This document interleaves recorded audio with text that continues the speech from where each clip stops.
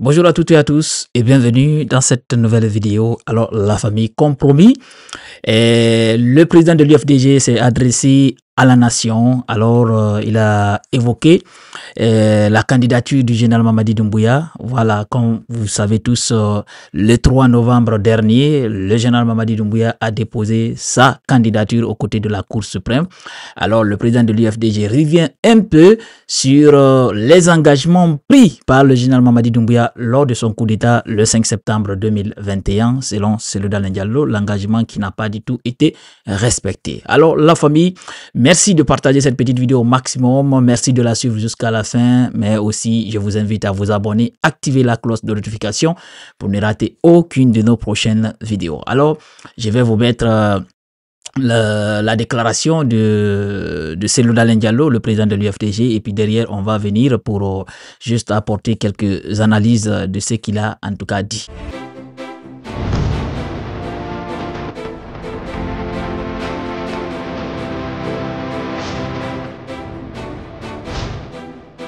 Mes chers compatriotes, ce lundi funeste du 3 novembre 2025, la Guinée a été une nouvelle fois trahie. Les Guinéens ont manqué un autre rendez-vous avec l'histoire, celui qui avait juré devant Dieu et devant le peuple de ne jamais se porter candidat à l'élection présidentielle, marquant la fin de la transition, est revenu sur sa parole, au mépris de son serment et de sa parole d'officier.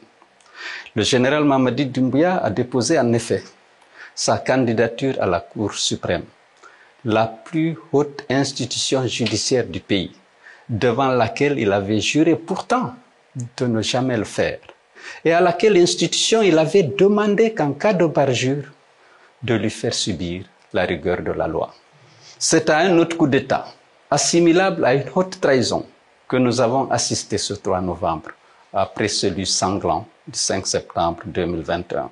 Mes chers compatriotes, notre pays est dirigé de main de fer par un groupe de prédateurs et un clan mafieux qui ont instauré, pour se maintenir au pouvoir, un climat de terreur marqué par une violation massive des droits de l'homme et une restriction drastique des libertés publiques. On a enregistré à ce jour des dizaines d'assassinats ciblés, plusieurs enlèvements nocturnes suivis de tortures, des emprisonnements arbitraires, des harcèlements judiciaires ainsi que des morts suspectes en détention de personnalités civiles et militaires. La question que tout le monde se pose aujourd'hui est la suivante. Que faire pour arrêter la folie liberticide de la junte et mettre fin à cette dictature féroce et impitoyable? Chacun de nous est concerné par la résistance à opposer à cette junte sans foi ni loi, prisonnière de ses propres trahisons, engluée dans ses contradictions. Elle avait promis la refondation. Elle n'offre que larmes et désolation. Elle avait promis une transition démocratique. Elle se rend coupable de haute trahison et envisage de confisquer le pouvoir par l'intimidation, la ruse et la violence. Notre peuple, aujourd'hui meurtri, opprimé, séquestré et dominé, fera payer le parjure par la puissance irrésistible de la volonté populaire. Considérons-nous désormais, où que nous nous trouvions, comme des soldats de la démocratie engagés et mobilisés pour le salut national. Face à la triste réalité que nous subissons tous et les sombres perspectives qui nous menacent, rester les bras croisés ou détourner le regard n'est pas une option. Nous ne pouvons nous résoudre aux faits accomplis par la démission collective ou par la résignation individuelle. Peuple martyr de Guinée, mes chers compatriotes, nous devons mieux nous organiser, nous rassembler au-delà des partis politiques et des communautés régionales pour identifier ensemble les nouvelles stratégies plus adaptées à la lutte que nous devons mener pour le triomphe des valeurs que nous partageons et pour l'épanouissement des générations actuelles et futures. Dans ce combat, nous ne plierons pas, nous ne reculerons pas, nous ne céderons pas d'un iota. Nous nous dresserons tous comme un seul homme, avec courage et détermination, pour mettre fin au cycle vicieux des promesses trahies et des serments bafoués. Nous nous battrons par tous les moyens pour la liberté, la démocratie et la justice, pour le triomphe de la légitimité républicaine et la préservation des acquis démocratiques obtenus de haute lutte et chers à tous, à ceux qui se croient invulnérables et invincibles parce qu'ils se sont enrichis sur le dos du peuple et détiennent des armes. Nous opposerons la force irremplaçable de la majorité silencieuse. Que ceux qui pensent pouvoir continuer à régner par la peur et l'intimidation en s'imposant par les armes sachent qu'ils seront rattrapés par leur forfaiture. Ils sont condamnés d'avance par l'histoire et déjà vaincus, car la voix du peuple est la voix de Dieu. Mes chers compatriotes, soyons convaincus que la Guinée ne perdra pas son combat pour la démocratie et les libertés. Que Dieu protège notre pays et éclaire le chemin de ceux qui luttent. Vive la République, vive le peuple de Guinée, libre et souverain.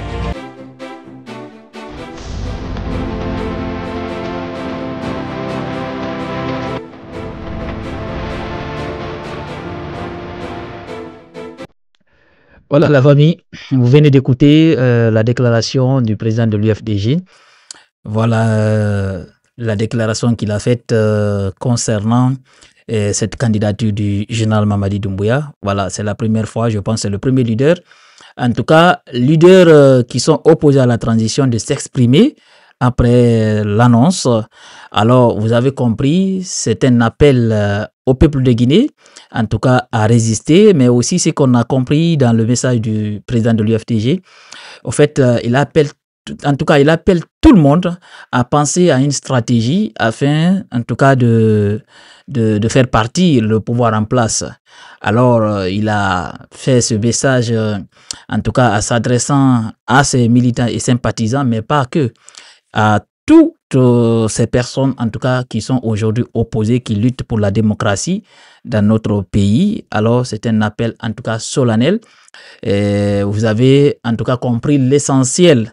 Mais la lutte, quand même, sincèrement, même Cellou Dalein le reconnaît, la lutte, ça va être dur. Ça va être très, très dur parce que selon Cellou Dalein Diallo, c'est des gens qui gouvernent avec les armes, qui sèment la terreur, en tout cas pour faire peur.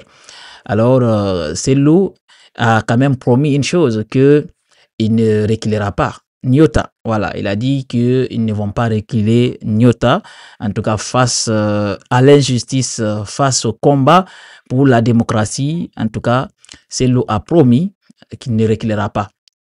Voilà, vous avez compris. Et il est un peu revenu aussi sur le coup d'État du 5 septembre. Voilà, vous l'avez entendu, la prise du pouvoir par le CNRD, tout ce qui s'est passé. Ah, on comprend quand même que c'est... Il y a la frustration quand même, sincèrement. Il y a de la frustration.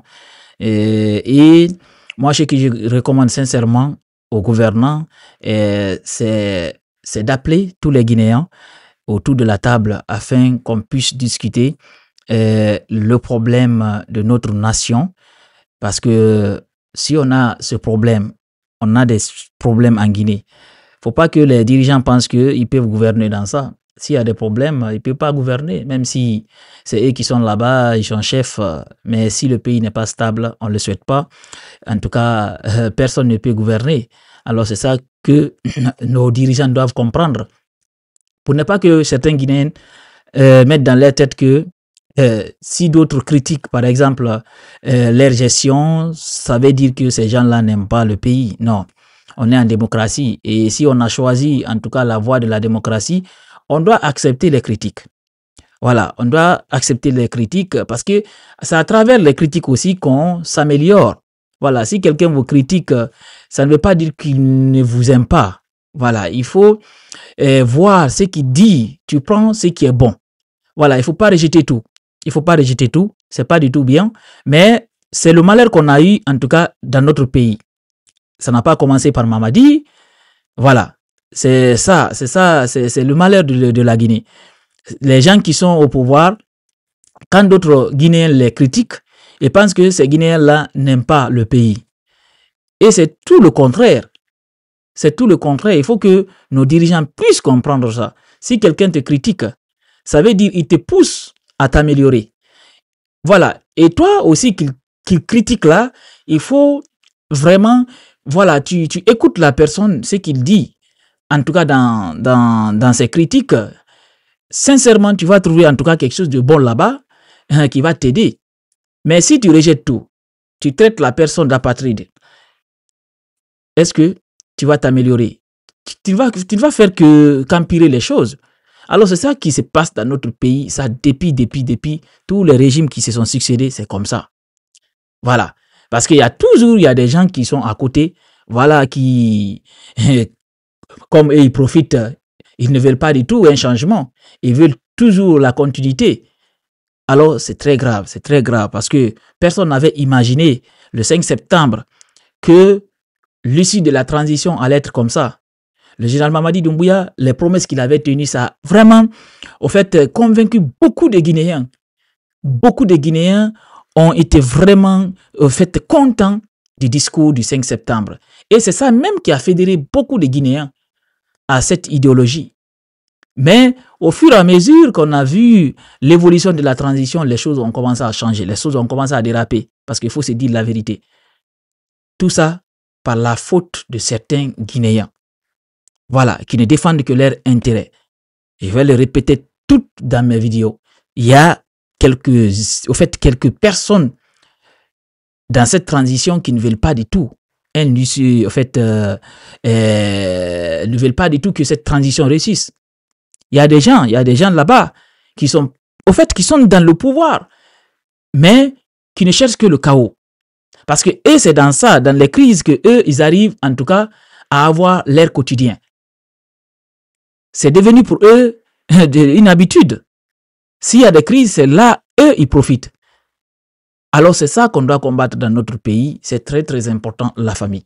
Alors, c'était le discours du président de l'UFDG, Ella Selouda Diallo, qui s'est adressé à la nation concernant, ces récentes actualités qui se sont passées dans notre pays, à savoir la candidature du général Mamadi Doumbouya, voilà, le dépôt de son dossier aux côtés de la Cour suprême.